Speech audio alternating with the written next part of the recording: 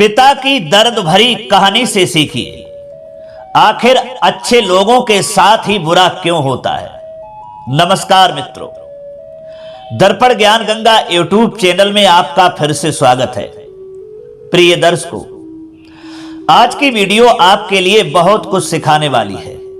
आपको ये वीडियो आपकी जिंदगी में बहुत सारा ज्ञान देकर के जाएगी, जिसमें हम आपको आज दो कहानियों के माध्यम से समझाएंगे कि आखिर अच्छे लोगों के साथ ही बुरा क्यों होता है, क्या कारण है, अच्छे ही लोगों के पास में दुख क्यों आता है, अच्छे लोग ही क्यों रोते दिखाई नजर आते हैं, अच्छे लोगों के साथ में ही अधिकांश बुरा क्यों होता है। इस विषय को लेकर के इस वीडियो में दो कहानियों के माध्यम से आपको समझाने का पूरा प्रयास करेंगे।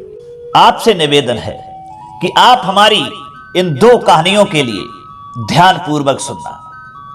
दोस्तों, कहते हैं कि आजकल इस संसार में युवा वर्ग की संख्या अधिकतर है, युवा वर्ग के लोग ज्यादा हैं।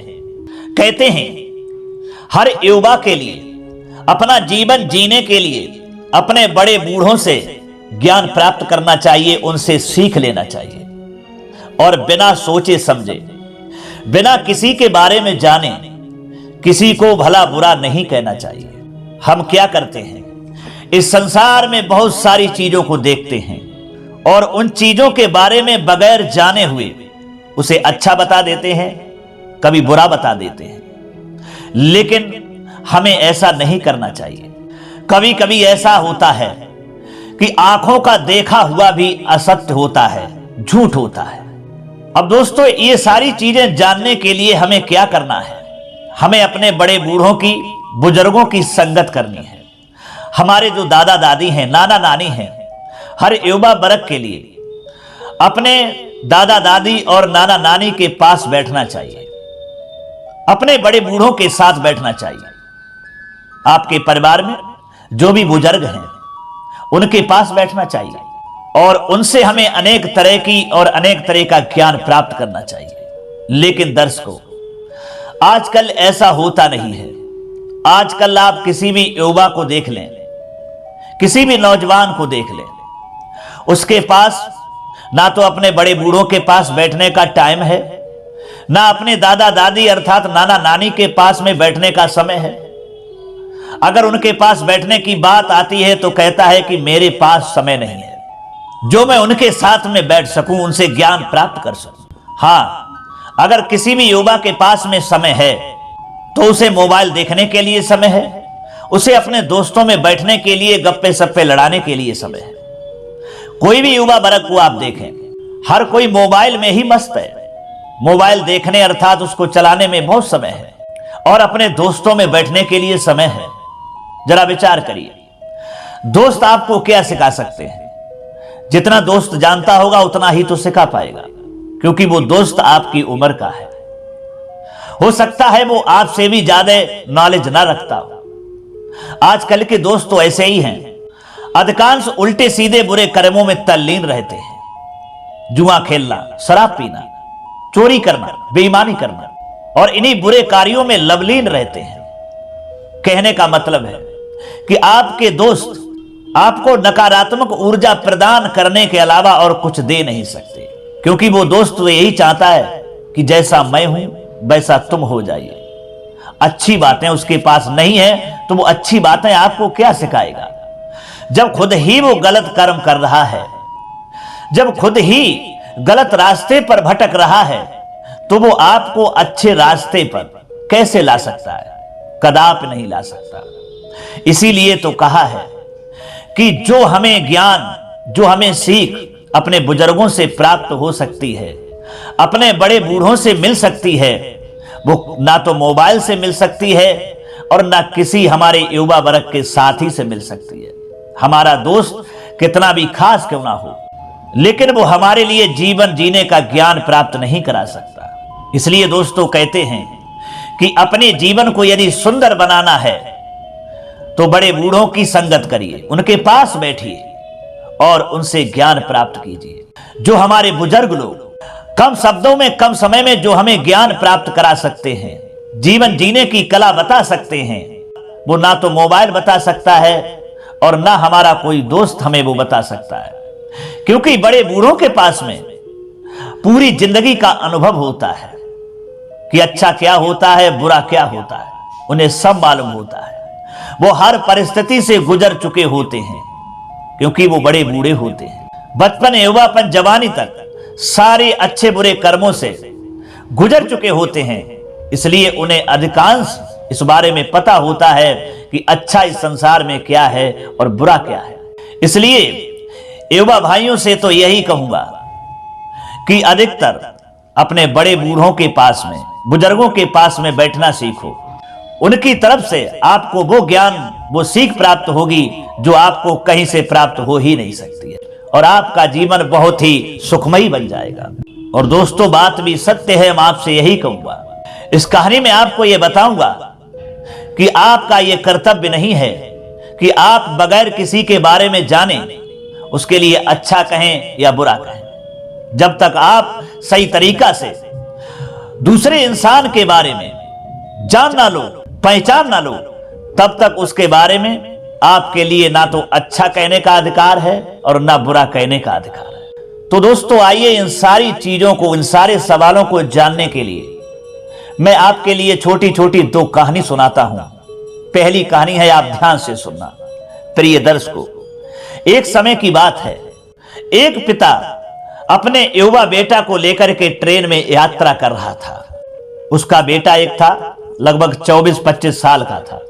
पिता जो बैठा हुआ था वो भीतर की साइड पर बैठा हुआ था, और जो उसका नौजवान बेटा जो 24-25 साल का था वो खिड़की की साइड पर बैठा हुआ था, यानी बाहर की साइड पर बैठा हुआ था। ट्रेन जो थी वह चल रही थी, उसकी रफ्तार जो अच्छी थी। जब उस नौजवान बेटा ने उस खिड़की के बाहर उसकी नजर पहुंचती है और जब वह देखता है तो उसने क्या देखा कि वृक्ष कितनी तेजी से भाग रहे हैं। बहुत देर तक वो देखता रहा। उसके बाद में उसने अपने पिताजी से कहा कि पिताजी देखिए ना, देखिए ना, वृक्ष कितनी तेजी से भाग रहे हैं। दोस्तों, पिता ने अनसुनी कर दी। फिर उसने दोबारा कहा कि पिताजी देखिए ना, वृक्ष कितनी तेजी से भाग रहे हैं। जब उसने दोबारा कहा तो पिताजी ने उसकी बात को सुनकर के मुस्कुरा दिया, कहा कुछ भी नहीं। दोस्तों, उन्हीं पिता बेटा के समक्ष ही सामने वाली सीट पर दो दंपति बैठे हुए थे, यानी पति पत्नी बैठे हुए थे। वो उस बच्चे की बात को सुन रहे थे। बच्चा अपने पिता से कह रहा था कि पिताजी देखिए ना, वृक्ष कितनी तेजी से भाग रहे हैं। अब उसे नहीं मालूम कि वृक्ष भाग रहे हैं या ट्रेन भाग रही है। वो तो यही कहे जा रहा था कि पिताजी वृक्ष कितनी तेजी से भाग रहे हैं। जब पिता ने कुछ नहीं कहा, मुस्कुरा दिया, तो सामने वाले जो पति पत्नी बैठे हुए थे, उस पति के चेहरा पर कोई प्रसन्नता नहीं आई। वो अपसेट हो गया और चुप हो गया। दोस्तों, थोड़ी देर के बाद में जब वह बच्चा बादलों की ओर देखता है तो उसे ऐसा लगा कि बादल भी भाग रहे हैं। वह लड़का बड़ा खुश हो जाता है और अपने पिता से पुनः फिर बोला कि पिताजी देखिए, बादल भाग रहे हैं। पिताजी देखिए ना, कितनी तेजी से बादल भाग रहे हैं। कई बार जब उसने अपने पिता से ऐसा कहा तो पिता ने कहा कुछ भी नहीं और अपने बच्चे की तरफ को देख करके मुस्कुरा दिया और पिता आराम से बैठ गया। दोस्तों, जो सामने वाले पति पत्नी बैठे हुए थे, उस पति के लिए बहुत ही बुरा लगा। उस आदमी के लिए इतना बुरा लगा, वह विचार करने लगा कि ये कैसा पिता है। इसका बच्चा जो है कह रहा है कि वृक्ष भाग रहे हैं, बादल भाग रहे हैं। अरे ये तो पागल है, और फिर भी अपने बच्चे की बात पर ये मुस्कुरा देता है और इससे समझाता नहीं है कि बेटा, ना तो बादल भागते हैं ना वृक्ष भागते हैं, भाग तो ट्रेन रही है। ये कहता क्यों नहीं है। दोस्तों, उसके बाद में उस बच्चे ने फिर कहा कि पिताजी देखो ना, बादल अब कितनी तेजी से भाग रहे हैं। फिर उसने मुस्कुरा दिया। सामने बैठे हुए उस व्यक्ति के लिए बहुत बुरा लगा। उस पर रुका नहीं गया तो उस पिता से कहने लगा कि आप कैसे पिता हैं। अरे आपका बेटा जो है पागल है। आपका बेटा कह रहा है कि वृक्ष भाग रहे हैं, बादल भाग रहे हैं। ये पागल है, पागलों जैसी बातें कर रहा है और आप इसकी बातों पर मुस्कुरा देते हैं, इससे कुछ नहीं कहते। लगता है ये आपका बच्चा जो है ना, ये हमेशा से पागल ही है, ये पागल ही पैदा हुआ है, इसीलिए आप इससे कुछ कहते नहीं हैं। अरे इसे कई अच्छे डॉक्टर के पास में ले जाओ, इसका इलाज करवाओ, इसे ठीक करवाओ। इसको यही नहीं मालूम है कि ट्रेन भागती है या वृक्ष या बादल भागते हैं। ये बिल्कुल पागल है और आप इसकी बातों को सुनकर के मुस्कुरा देते हो, आपको कोई फर्क नहीं पड़ता। दोस्तों, सामने बैठे हुए उस व्यक्ति की बात को सुनकर के वह पिता कहने लगा, आपको जानकारी नहीं है इसलिए आपने हमारे बच्चे को पागल घोषित कर दिया। आप ये नहीं जानते कि मैं डॉक्टर के ही यहां से आ रहा हूं। आप ये नहीं जानते कि हमारा ये बच्चा जो है ना, ये जन्मांध है, जन्म से अंधा है और ये 25 साल का हो गया है और मैं डॉक्टर के यहां से ही आ रहा हूं। वही उसका इलाज कई वर्षों से चल रहा था और आज जब ये ठीक हुआ, इसको ठीक करा करके मैं इस ट्रेन में यात्रा कर रहा हूं, तो आज ही इसने पहली बार इस दुनिया को देखा है। ये आप नहीं जानते। इसे नहीं मालूम है कि वृक्ष भाग रहे हैं या बादल भाग रहे हैं या ट्रेन भाग रही है। ये तो यही जानता है कि वृक्ष भाग रहे हैं, बादल भाग रहे हैं, क्योंकि इसने पहली बार ही दुनिया देखी है और आपने इसको पागल घोषित कर दिया। बगैर जाने ही हमारे बच्चे को आपने पागल घोषित कर दिया। ये आपको नहीं कहना चाहिए था।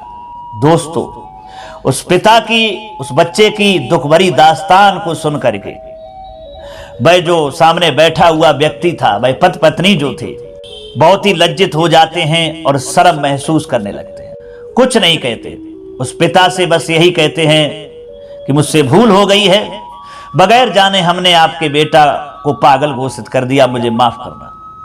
तो दोस्तों, इस कहानी से यही सीख मिलती है कि जब तक हम किसी के बारे में सही तरीका से जान ना लें, सही तरीका से समझ ना लें, तब तक हम सामने वाले को भला बुरा नहीं कह सकते हैं और नहीं कहना भी चाहिए। क्योंकि दोस्तों, बात यह है, ना तो वह वृक्ष गलत है, ना बादल गलत है, ना वो बच्चा गलत है। क्योंकि वृक्ष जो है वो अपनी जगह पर स्थिर है, बादल भी अपनी जगह पर हैं, क्योंकि बादल तो कहते हैं ना कि यत्र तत्र सर्वत्र होते हैं। और बच्चा भी गलत नहीं है, क्योंकि उसने पहली बार दुनिया को देखा है। उसे ये ज्ञान प्राप्त नहीं है कि ट्रेन भागती है या बादल या वृक्ष भागते हैं। गलत कोई नहीं है। इसलिए दोस्तों, बगैर जाने किसी को आप अच्छा बुरा न कहें। इसी तरह से दोस्तों, आइए एक दूसरी कहानी की ओर देखते हैं। एक स्कूल में एक अध्यापक जी जो थे अपनी क्लास में पहुंचते हैं और जब क्लास में पहुंचते हैं, बच्चे उठ करके खड़े हो जाते हैं, अध्यापक के लिए प्रणाम करते हैं, बच्चे अपनी अपनी सीटों पर बैठ जाते हैं। अध्यापक चैप्टर को पढ़ाने लगते हैं, तो चैप्टर पढ़ाते पढ़ाते उन्हें एक कहानी याद आ जाती है और फिर वह अपने बच्चों के लिए एक कहानी सुनाने लगते हैं।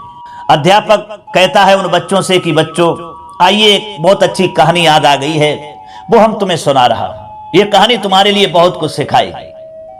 अध्यापक कहता है कि मेरे प्यारे बच्चों, एक समय की बात है, समुद्र में एक जहाज जा रहा था। यानी जो पानी का जहाज होता है, वह जहाज जो था समुद्र में जा रहा था। अकस्मात समुद्र के कैप्टन को यह पता चला कि बहुत तेज तूफान आने वाला है और तूफान जो है वो कुछ ही समय में पास ही आ चुका है। कैप्टन ने जब यह सुना तो कैप्टन ने सभी यात्रियों को संबोधित किया और कहा कि हमें पता चला है कि कुछ ही समय में तूफान आने वाला है और जब तूफान आएगा तो ये जहाज जो है इस समुद्र के जल में डूब जाएगा। इसलिए आप जो है इस जहाज से जो बोटें निकाली जा रही हैं, इन बोटों में बैठ जाओ और अपने प्राणों की रक्षा करो, क्योंकि तूफान कुछ ही समय में पास ही आ रहा है। दोस्तों, अध्यापक जी कहते हैं कि जो बड़े बड़े जहाज होते हैं उनमें बोट हुआ करती है, यानी छोटी छोटी नाव होती हैं। जैसे अगर कहीं तूफान जैसी समस्याएं आ जाएं तो उस बोट में यानी नाव को उस जल में खोल दिया जाता है और उनमें उस जहाज के यात्री सवार हो जाते हैं, तो वो किसी न किसी तरह से बच जाते हैं। वही बात कैप्टन ने कही और उसने जो जहाज में छोटी छोटी जो बोटें रखी हुई थी उनको खोल दिया और जल में उतार दिया और सभी जहाज के यात्रियों से कहा कि इन बोटों में सवार हो जाओ, जितनी जल्दी हो सके आप लोग सवार हो जाओ, क्योंकि तूफान आ चुका है। दोस्तों, अध्यापक कहते हैं कि बच्चों, सारे जहाज के यात्री जो थे उन बोटों में सवार हो गए सारे यात्री उन बोटों में जब सवार हो जाते हैं, केवल आखिरी बोट बचा हुआ था और उस जहाज में 2 युवा पति पत्नी भी यात्रा कर रहे थे। सारे यात्री छोटी छोटे बोटों के माध्यम से जाने लगे। आखिरी नाव बची थी और लास्ट में वे 2 ही युवा पति पत्नी उस जहाज में रह गए थे। आखिरी जो नाव बची थी वो भी भर चुकी थी, उसमें भी जगह नहीं थी। अगर जगह थी तो केवल एक व्यक्ति की जगह थी, ज्यादा जगह नहीं थी जो दूसरा व्यक्ति जा सकता था। उस बोट से आवाज आती है कि आप यहां आ जाओ, नहीं तो मर जाओगे। दोस्तों, बिना सोचे समझे जो युवा पति था वह उस बोट पर, आखिरी नाव पर जंप लगा गया, छलांग लगा गया, उस पर पहुंच गया और उसकी युवा पत्नी जो थी वो उसी जहाज में रह गई। वो आखिरी बोट भी चल दिया। तो अध्यापक जी कहते हैं कि जब उसकी युवा पत्नी केवल उसी जहाज में बची, उसका पति जो था वो आखिरी उस बोट में जब पहुंच गया तो अपने पति को जाते समय उस पत्नी ने कुछ सवाल किया, कुछ प्रश्न किया। बच्चों, कौन सा सवाल उसने किया होगा, कौन सा प्रश्न किया होगा, क्या पूछा होगा, ये मैं आप सभी से पूछना चाहता हूं। आप लोग बताइए कि उसका पति जो था उस आखिरी नाव पर छलांग लगा गया जिस पर एक ही व्यक्ति की बैठने की जगह थी, और उसकी पत्नी जो थी वो उसी जहाज में रह गई जो कुछ ही क्षण में डूबने वाला था और वो मरने वाली थी। तो जाते समय उस पत्नी ने अपने पति से क्या कहा होगा? बताइए बच्चों, अपनी बुद्धि से बताइए कि उस पत्नी ने क्या कहा होगा। तो दोस्तों, उस क्लास के सारे बच्चे कहने लगे कि सर जी, हमारी समझ में तो यही आता है कि उस पत्नी ने यही कहा होगा अपने पति से कि आप हमको छोड़ करके उस बोट में कूद गए और हमको मरने के लिए इस जहाज में अकेला ही छोड़ दिया। आप गद्दार हैं, बेवफा हैं, आपने हमारे साथ धोखा किया है। अरे आपने तो शादी करते समय 7 फेरों के बंधन में हमसे ये कसम खाई थी कि मैं आपके साथ जीवन भर साथ निभाऊंगा, लेकिन आपने हमें धोखा दे दिया।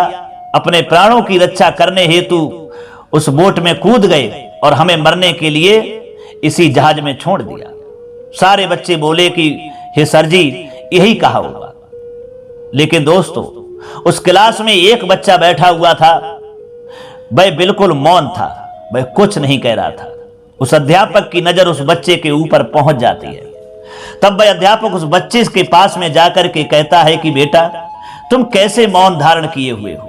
तुम भी बताओ कि उस पत्नी ने अपने पति से क्या कहा होगा।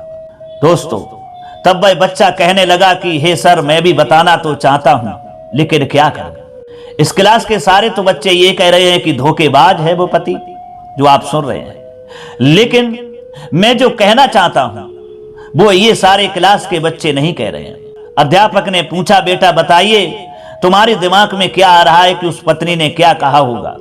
तो दोस्तों, वह बच्चा अपने सर से कहता है कि हे सर जी, उस पत्नी ने यही कहा होगा अपने पति से कि हमारे बच्चे का ध्यान रखना। अध्यापक ने पूछा, ऐसा क्यों?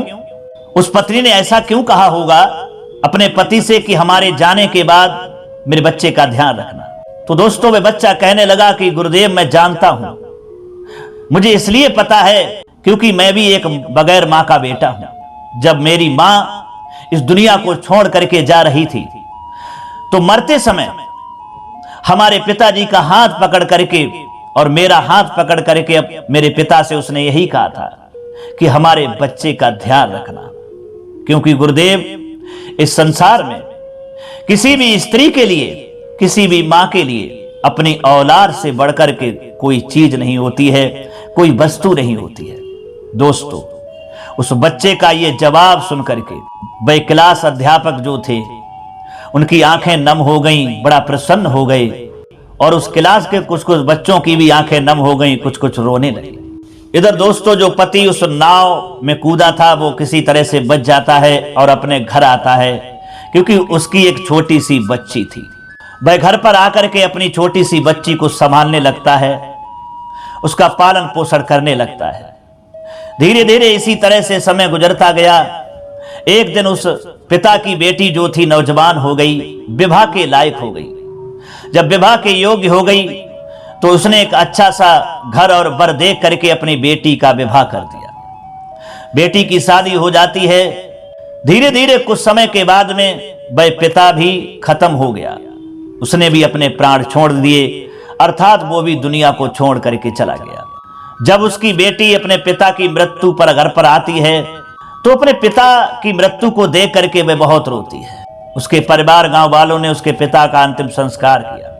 वह बेटी अपने पिता के ही घर पर रुक गई तो उसने क्या देखा कि उसे अपने पिता की एक डायरी मिल गई, जिस डायरी में मरने से पहले वह उसका पिता जो था अपने पूरे जीवन का चैप्टर लिख करके गया था। बचपन से लेके शादी तक और जब तक जिया तब तक का उसने पूरा चैप्टर लिखा हुआ था। वह लड़की उसकी डायरी को पढ़ती जा रही थी, उसमें वो जहाज वाली घटना भी लिखी हुई थी। जब वो बेटी ने जहाज वाली घटना पढ़ी, उसमें लिखा था कि उस बेटी का पिता जो है उस बेटी की मां को जहाज में ही मरने के लिए छोड़ करके और उस बोट में कूद गया था। ये जब बेटी ने पढ़ा तो बेटी के लिए क्रोध आया।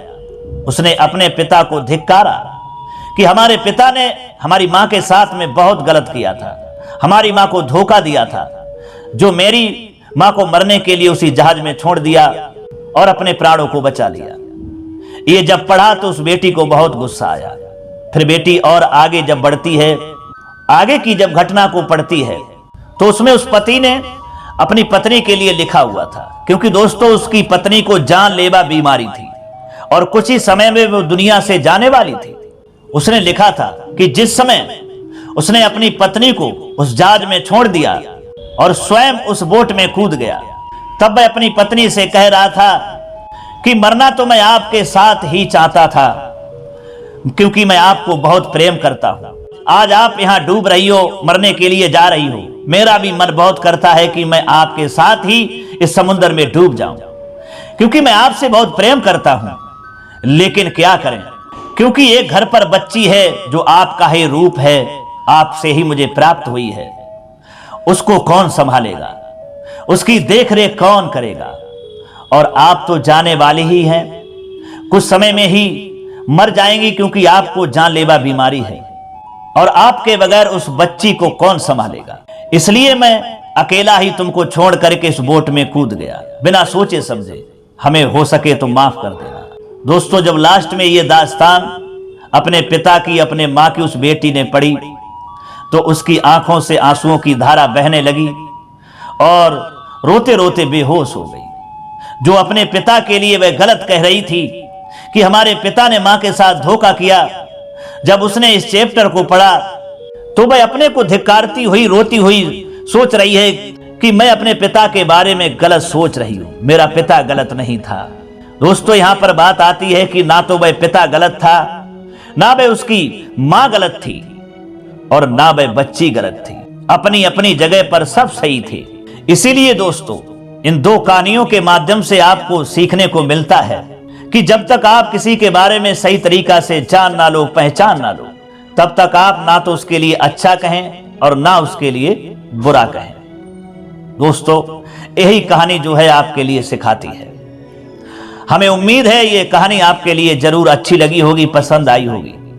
अगर ये कहानी आपके लिए समझ में आई है, अच्छी लगी है, तो कमेंट बॉक्स में अपनी कीमती राय जरूर देना।